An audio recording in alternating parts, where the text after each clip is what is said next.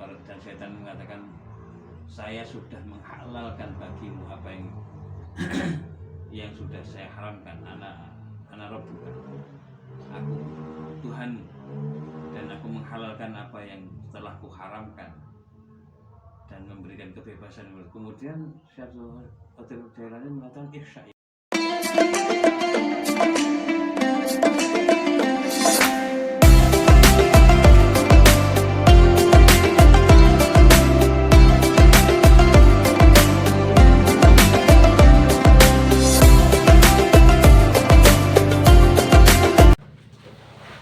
Assalamualaikum warahmatullahi wabarakatuh. Waalaikumsalam warahmatullahi wabarakatuh. Natawassalu bijahin nabi wal ali wal ashabi wa khususan sultanil awliya Syekh Abdul Qadir Jailani wa mu'allif kitab risalati ahli sunnati wal jamaah wa muassisi jamiyatin nahdlatul ulama hadratus Syekh Hasyim Asy'ari wal masyayikh muassis nahdlatul ulama wa ghairihim. Syaulillahi lahumul fatihah. A'udzubillahi minasyaitonir rajim. Iya kan punya kan saya.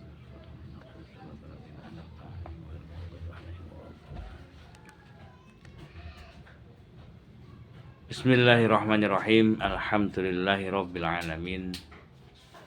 Wa bihi nasta'inu ala umurid dunya waddin. Shalatu wassalamu ala asyrafil anbiya'i wal mursalin. Sayyidina wa maulana Muhammadin wa ala alihi wa ashabihi ajma'in. Subhanaka la ilma lana illa ma'allamtana innaka antal alimul hakim. Allahumma qad istawda'tuka bima 'allamtani wardudhu ilayya inda hajati ilayhi wa la tunsini ya rabbal alamin. Allahumma nawwir qalbi bi nuri hidayatika kama nawwartal arda bi nuri syamsika innaka 'ala kulli syai'in qadir. Rabbi shrah li sadri wa yassir li amri wa hlul 'uqdatam min lisani yafqahu qawli. Amma ba'du, qala al-muallif rahimahullahu ta'ala nafa'ana bihi wa bi 'ulumihi fid dharaini amin. Pemirsa sekalian yang sangat saya hormati dan saya muliakan, alhamdulillah wa syukurillah wa la haula wa la quwwata illa billah, ini kita bisa ketemu kembali pada episode yang selanjutnya. Kalau kemarin banyak hal yang sudah kita bahas, ini mungkin akan kita lanjutkan ya. Baik, kita akan baca ibaratnya. Bismillahirrahmanirrahim. Wa qad a'lama, lan teman-teman wis paring pirsa sapa Nabi Muhammad sallallahu alaihi wasallam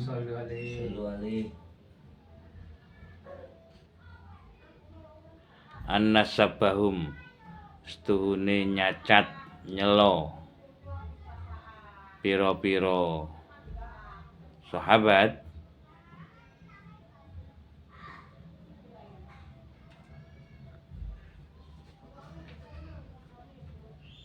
wa adahum, lan nglarani sapa wong hum ing sahabat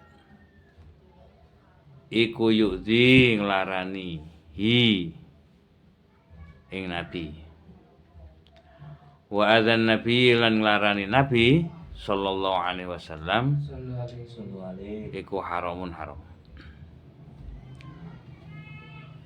Ada satu hadis yang mengatakan bahwa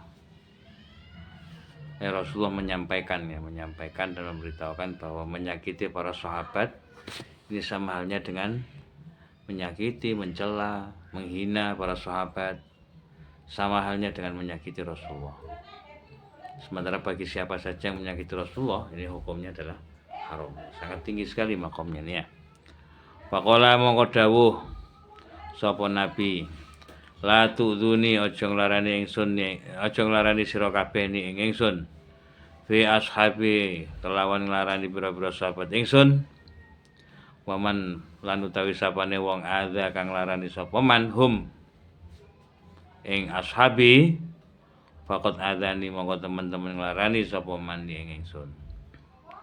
Beliau kembali mempertegas jangan pernah menyakiti sahabat-sahabat Nabi. karena menyakitinya sama halnya dengan menyakiti Nabi. Wa qala lan dawuh sapa Nabi la tu'dzuni fi Aisyah la tu'dzuni aja nglarani sira kabeh ing ingsun fi Aisyah ing dalem Sayyidatina Aisyah.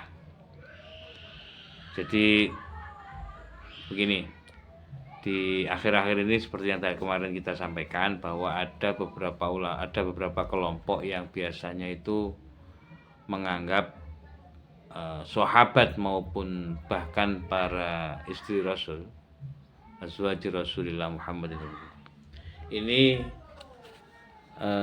karena tendensi tertentu, mau politik kah, mau apakah itu kemudian sampai menganggap beberapa istrinya itu berbeda dengan istri yang lain.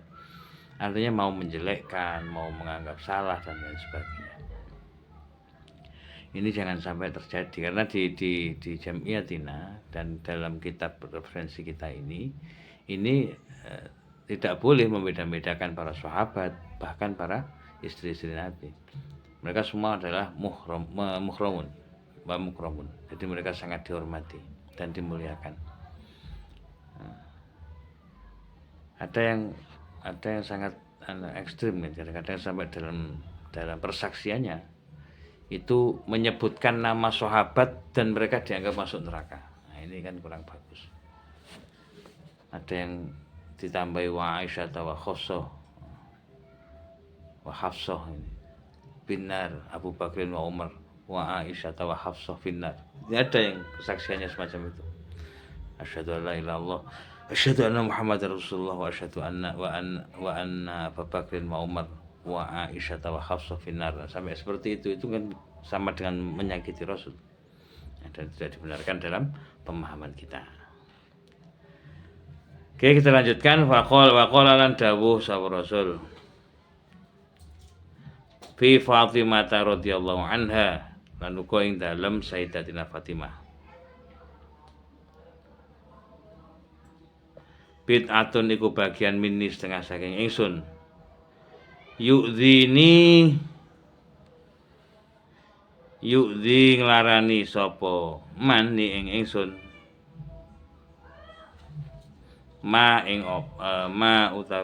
utawi apa ma ing apa adahu kang nglarani sapa man ha ing Fatimah. Apalagi putri beliau ya Sayyidatina Fatimah ini yang luar biasa. Karena ini bahasanya Rasul itu ini darah dagingnya. Memang Rasulullah betul-betul memberikan juga penghormatan terhadap keturunan-keturunannya. Jadi kita sebagai warga Nahdien ini sebenarnya sudah tidak waktunya harus membedakan ini yang begini, yang begitu, ini dzurriyyah, ini bukan. Hadratus Syekh sendiri juga memberikan apresiasi yang tinggi kepada para dzurriyyah Rasul. Jadi tidak layak kemudian mempermasalahkan ini, mempermasalahkan itu.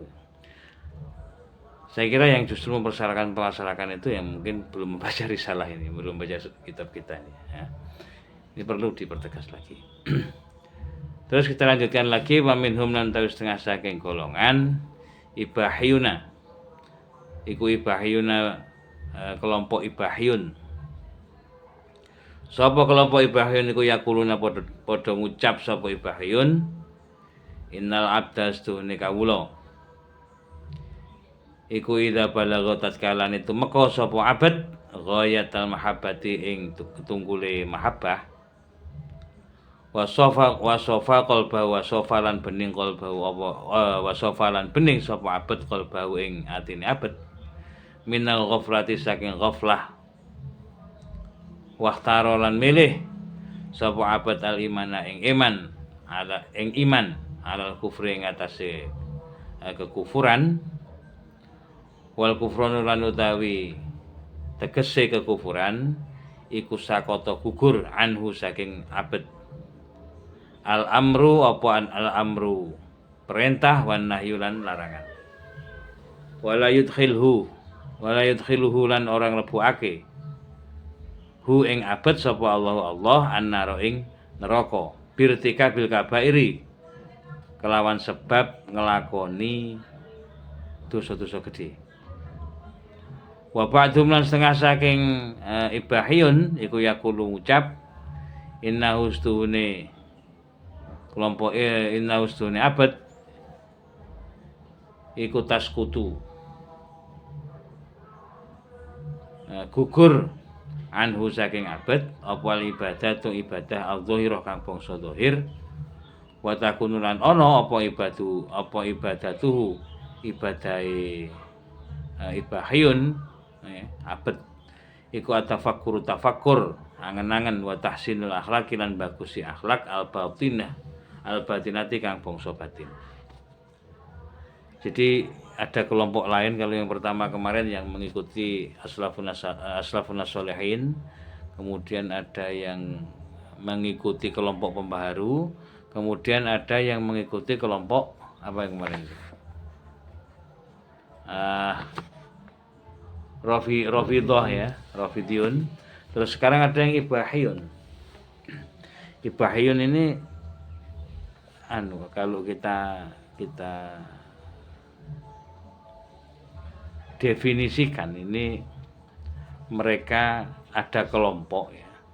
Ini yang ekstrim memperbolehkan segala hal. Mereka bahasa kasarnya liberal lah, lebih liberal. Ya, lebih liberal. Karena liberalismenya mereka itu tidak hanya pada cara berpikir mereka, tetapi bagaimana menganggap sebuah keyakinan akidah ini berbeda. Coba kita teliti lagi dalam hal ini. Kelompok ini bahkan mengatakan kalau seseorang misalnya sudah sampai pada titik mahabbahnya kepada Nabi dan hatinya sudah bersih, bahkan tidak punya sifat ghaflah ya, ini, dan dia memilih keimanan daripada perintah maupun larangan, dari semua perintah dan larangan, maka orang ini terbebas, nggak perlu lagi melaksanakan perintah, nggak perlu lagi menjauhi larangan. Ini kan fatal, karena setiap manusia, setiap makhluk itu akan terikat dengan hukum-hukum yang mengikat, baik hukum itu berupa perintah maupun hukum itu berupa larangan. Sampai kalau kita meneliti satu riwayatnya, ada sejarah dari riwayatnya Syekh Abdul Qadir Jailani ketika pernah bermunajat kemudian didatangi oleh syaitan, dan syaitan mengatakan, saya sudah menghalalkan bagimu apa yang yang sudah saya haramkan. Ana rabbuka, aku Tuhanmu, dan aku menghalalkan apa yang setelah ku haramkan dan memberikan kebebasan. Kemudian Syekh Abdul Qadir Jailani mengatakan, ihsya ya lain, menyingkir kamu orang-orang yang makhluk-makhluk yang dilaknat oleh Allah. Padahal makomnya Syekh Abdul Qadir Jailani itu sangat tinggi. Tidak ada kemudian kalau dia sudah sampai pada makhluk, pada makom tersebut, memperbolehkan segala sesuatu, tidak ada, ya kan? Terus apa kemudian kalau sudah betul-betul bening ini, tidak perlu melakukan perintah atau mencegah larangan. Akhirnya kalau seperti itu, menjalankan segala sesuatunya tanpa ada batasan, ini tambah bahaya, ya kan? Terus ini sampai mereka mengatakan Allah nggak bisa memasukkan orang-orang yang seperti itu ke dalam neraka. Wah, ini padahal neraka itu adalah hak mutlaknya Allah Subhanahu. Mau dimasukkan neraka, mau tidak dimasukkan neraka, dimasukkan surga atau tidak dimasukkan surga, ya apa kata Allah Subhanahu wa ta'ala. Terus kemudian bagaimana mereka seandainya melakukan dosa-dosa besar, Allah tidak bisa. Memang Allah berhak saja, mau tidak dimasukkan itu hanya Allah, mau dimasukkan juga hanya Allah, tapi tidak ada terus kemudian aturan mengikat bahwa Allah tidak boleh memasukkan orang-orang ibahiyun yang sudah melakukan dosa-dosa besar ke neraka. Tidak ada, ya tetap saja. Bahkan dari sebagian mereka mengatakan bahwa para ibahiyun para orang-orang atau hamba yang sudah sampai pada makom ghayatul mahabbah, sofal qalbi minal ghaflah wahtarul iman ala kufur, ini sudah tidak wajib ibadah, sudah tidak wajib sholat, ibadah yang zahir, kayak sholat, zakat, apalagi puasa, haji dan sebagainya. Dan ibadahnya apa menurut mereka? Mereka mengatakan bahwa ibadahnya itu cukup untuk tafakur dan memperbaiki akhlak saja. Nah, ini khususnya akhlak batin. Wah, kalau semacam ini lebih banyak dipakai untuk nanti memperbolehkan banyak hal atau mengesahkan segala cara, ya kan? Padahal kadar kategorinya kita tidak bisa mengetahuinya. Sehingga kalau orang Ibrahim mengaku sudahlah, ini orang-orang liberal ini sudah cukuplah, kita sudah dekat dengan Allah, tidak perlu lagi sholat, tidak perlu lagi. Wah, ini tambah bahaya ini. Atau kadang-kadang yang kemarin mengatakan sholat tidak penting, penting itu adalah ingat pada Allah. Apa gunanya sholat tidak ingat Allah dengan ada di rumah tidak melakukan sholat dan ingat pada Allah? Nah, ini kan fatal. Pemahaman kayak begini ini fatal. Jadi nggak perlu sholat, nggak perlu zakat, nggak perlu haji, nggak perlu sedekah, nggak perlu birrul walidain, mungkin kan begitu. Karena cukup tahsinul akhlak al-qalbiyah, al-batinah. Ini bahaya sekali itu ya. Oke, mungkin sementara itu dulu. Ada yang mau ditanyakan? Izin bertanya, Pak. Ya, gimana? Bagaimana cara kita menghindari aliran yang berkedok organisasi? Seperti halnya contoh pemuda hijrah. Dari siapa? Dari Daus. Daus. Baik Daus, ini terima kasih sudah ada yang ditanyakan. Pertanyaannya itu simpel ya. Jadi bagaimana caranya? Kalau cara itu banyak cara. Sebenarnya yang paling utama itu adalah bagaimana kita dulu paham. Kita dulu paham dengan kelompok dan pemahaman kita. Nah, sekarang kita mau menghindar, kita sendiri kurang paham, malah lucu ini nanti akhirnya, ya kan? Kita tidak paham, kita mau menghindar tapi kita tidak paham gitu. Maka yang paling penting adalah memahami dulu. Sama halnya dengan bagaimana caranya menghindar, memperkuat toleransi dan dengan cara kita bisa memahami segala hal. Ya kita perkuat keimanan. Seperti contoh kemarin, seperti contoh kalau ada cerita begini, orang ketika di masjid dia pulang kelihatan orang ngobrol, kelihatan orang bercengkrama, kelihatan orang tidur, kelihatan orang malas-malesan, kelihatan macam-macam lah. Padahal di dalam masjid. Kemudian karena hatinya tidak paham, gitu, tidak fokus pada dirinya sendiri dan tidak fokus pada pemahamannya sendiri, akhirnya dia bilang, wah ini orang tidak benar semua. Akhirnya oleh gurunya dikasih tahu, sudah gini aja, kamu pegang ini gelas yang berisi air setengah penuh, ya kan? Kemudian setelah kamu sholat, setelah kamu ibadah, kamu pulang ini bawa jangan sampai tumpah. Akhirnya fokus pemikirannya dan cara-caranya dia berjalan dengan memegang gelas itu. Dan nggak sempat lihat kiri kanan. Sampai rumahnya, sampai tempat tinggalnya, sampai mungkin tempat belajarnya, ditanya, bagaimana? Kamu lihat apa di masjid tadi? Nggak lihat apa-apa. Karena konsentrasi cuma lihat, nah ini tadi, melihat gelas. Nah itulah bagaimana cara kita melihat kehidupan. Yang pertama kita harus fokus pada diri kita sendiri. Artinya kita harus banyak memahami. Bagaimana caranya? Ya taklim, tadris, kan itu ya, kita memahami bersama-sama.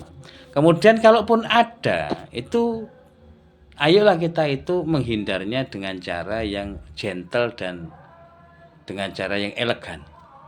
Tidak perlu kemudian, wah kamu tidak sama dengan saya, kamu itu termasuk orang yang salah atau kafir. Sama halnya dengan kita sendiri sudah masuk pada ranah takfiri gitu, atau tadzlimi paling tidak. Kita mendolimkan orang secara tidak, menyesatkan orang lain secara tidak langsung, kita sendiri melakukan hal yang sama terhadap orang lain.